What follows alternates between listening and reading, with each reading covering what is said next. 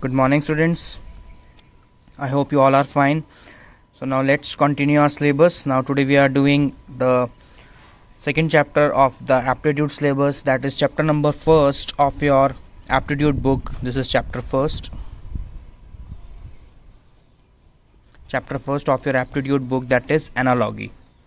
The name of the chapter is analogy. The previous chapter we have done of aptitude is the coding and decoding. I hope you have all practiced the questions of coding and decoding. Now let's discuss the new chapter, that is analogy. This is chapter first of your aptitude book, and your aptitude book is KYA, that is know your aptitude.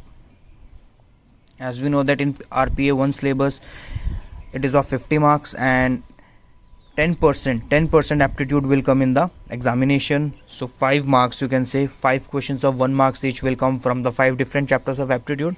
So aptitude is equally important in order to score 100% of the marks in the exam.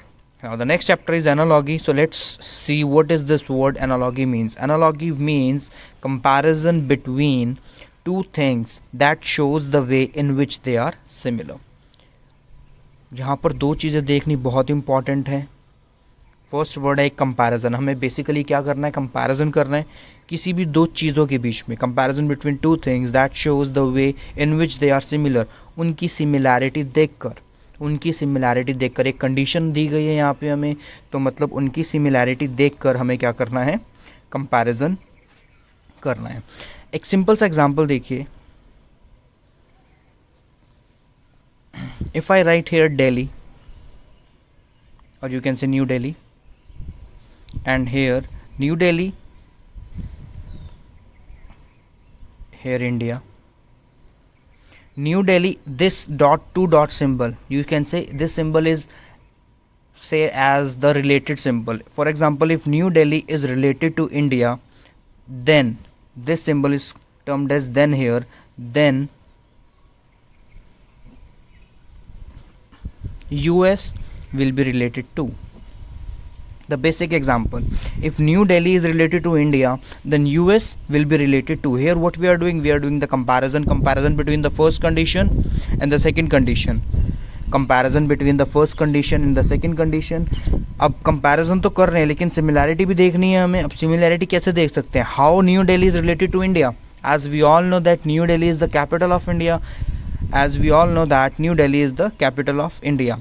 तो अब US की capital क्या होगी यहाँ पे हमारी? Dash is the capital of US. Similarly here यहाँ पर आपका डैश आएगा, then that will be related to US. For example, the capital of US is New York. See again, New Delhi is related to India, and in the same way New York is related to United States. So what basically we are doing here, we have taken the condition that the capital is there and we have compared them in the similar way. तो first condition में हमने क्या देखा है कि भाई new Delhi India की capital है, सेम हमें यहाँ पर यूज़ करनी है. सेम कंडीशन हमें यूज़ कर हमने यहाँ पे क्या बता दिया कि जो न्यूयॉर्क है वो किसकी कैपिटल है? यूनाइटेड स्टेट्स की. Very easy question. एक सिंपल सा एग्जांपल और देखिए आप इसमें.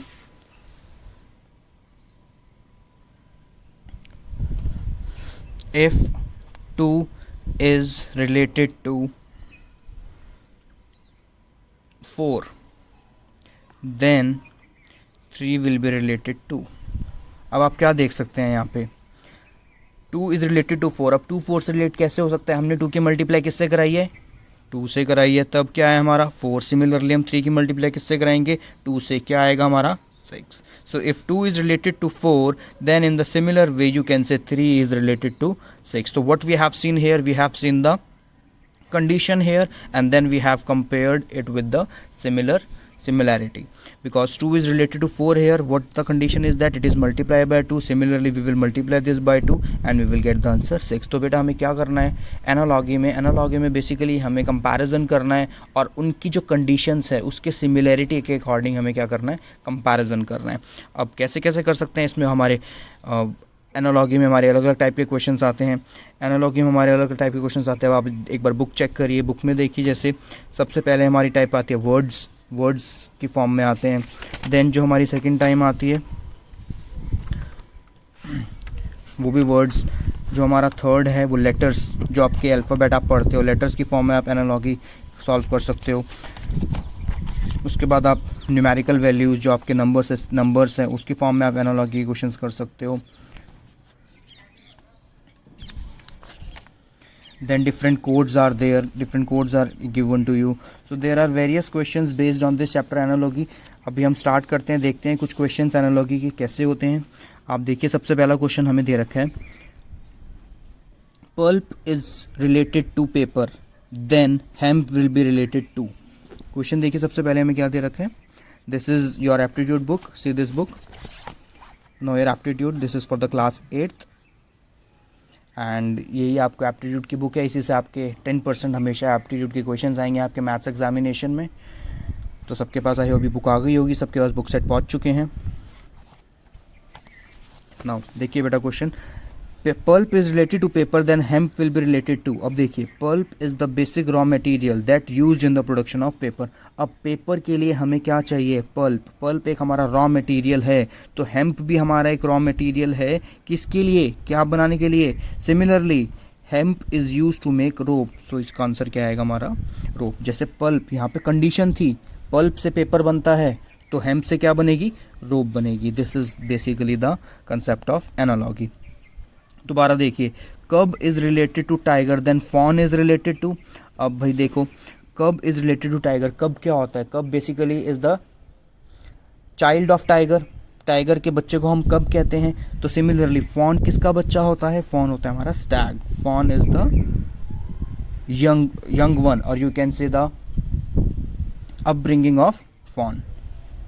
Similarly, shoal is related to fish, then swan is related to shoal. You can say shoal means it is considered as the group.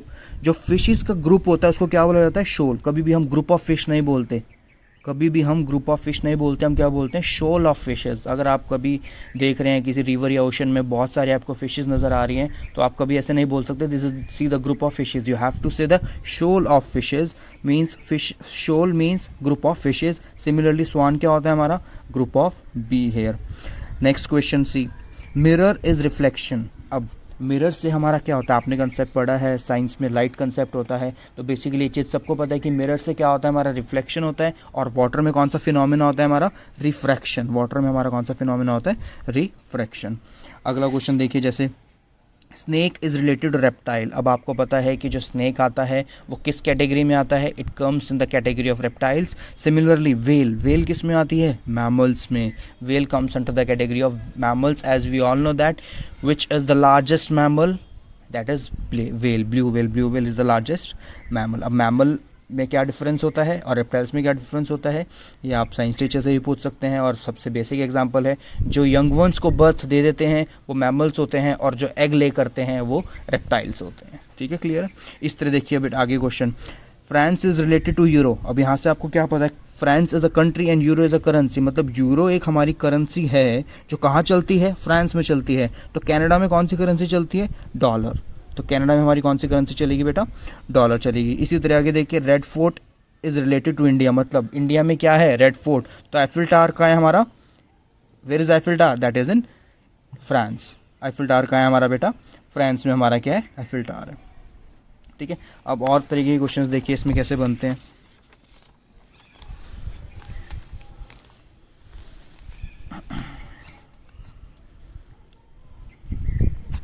ये देखिए वर्ड्स के देख लिए, अब हम लेटर्स पे देखते हैं कि लेटर्स पे हम किस तरह से क्वेश्चन यूज़ कर सकते हैं। अब आप यहाँ से ध्यान से देखिए बेटा, y is related to v, t is related to q, p is related to m, then k is related to. अब इनके बीच में रिलेशनशिप हमें देखनी है। देखिए बेटा क्या क्या दे रखा है, y is related to v, y की न्यूमेरिकल वैल्यू क्या होती है हमारी 25, v is 22, here it is 20, here it is 17, p is 16, m is 13। ये सब कहाँ से बोल रहा हूँ मैं, ये सब मैं बोल रहा हूँ हमने जो लास्ट वीडियो करी है कोडिंग एंड डिकोडिंग में, उसमें आपने लेटर्स की न्यूमेरिकल वैल्यूज़ याद करी होगी, मैंने आपको लिखवाई भी थी। तो आपको वो पता होनी चाहिए क्योंकि वो कभी भी किसी भी चैप्टर में यूज़ हो जाती है। That is the basic of aptitude कि आपको न्यूमेरिक वैल्यूज़ पता होनी चाहिए।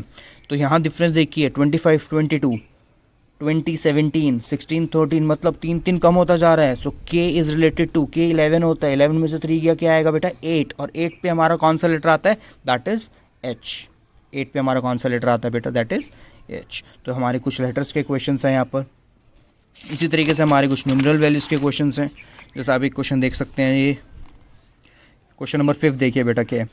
230 related to 461, 720 is related to 1441, so 1005 will be related to। यहाँ पे हमें क्या देखना है, पहले क्या कंडीशन है हमारी, फिर उसी सिमिलर कंडीशन को यूज़ करते हुए हमें अपना आंसर देना है। अब देखिए बेटा 230 इज रिलेटेड टू 461। अब 230 461 से कैसे रिलेट हो सकता है, सिमिलरली 720 1441 से कैसे रिलेट हो सकता है। तो हमें पहले कंडीशन फाइंड आउट करनी है कि इस पे क्या कंडीशन लगी हुई है, उसी कंडीशन को यूज़ करते हुए हमें अपना रिजल्ट देना है। अब यहाँ पे आप देख सकते हैं, अगर हम 230 को मल्टीप्लाई कर दें 2 से तो क्या आएगा हमारा 460, और 460 में क्या हो गया हमारा +1। सिमिलरली 720 को आप 2 से मल्टीप्लाई करोगे क्या आएगा 1440 +1। तो हमारी क्या कंडीशन आ रही है, multiply by 2 then +1, multiply by 2 then +1। Similarly 1005 multiplied 2 that is 2010, 2010 plus 1 that is 2011, that is 2011।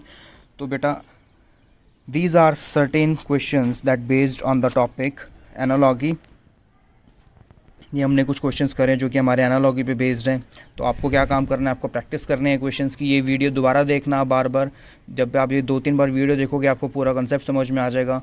Basic understanding आपको होनी चाहिए किसी भी रिलेशन की, वर्ड्स की हो, चाहे लेटर्स की हो, चाहे वो न्यूमरल्स की हो, और एनालॉजी का कंसेप्ट आपको क्लियर हो ही जाना चाहिए। बेसिकली क्या होता है, वो कंपैरिजन होता है। कंपैरिजन इसमें क्या करते हैं हम, जो सिमिलर कंडीशंस होती है उसको यूज़ करते हुए अपने रिजल्ट तक हम पहुंचते हैं। तो ये कंसेप्ट था हमारा एनालॉजी का। This is the chapter 1 of your book know your aptitude. So practice this. बहुत जल्दी हम अपनी रिवीजन भी स्टार्ट कर देंगे। उससे पहले हम एक बार अपने एप्टीट्यूड का सिलेबस कंप्लीट कर लेते हैं। तो बेटा एप्टीट्यूड को आप लाइटली नहीं ले सकते हैं, प्रैक्टिस करनी है, बिकॉज 5 मार्क्स हैं। बहुत ईजी टॉपिक्स हैं ये। 5 मार्क्स सबके 5 आउट ऑफ 5 आने चाहिए एप्टीट्यूड के 5 क्वेश्चंस में। So do practice aptitude as well. Okay बेटा, okay, thank you, God bless you.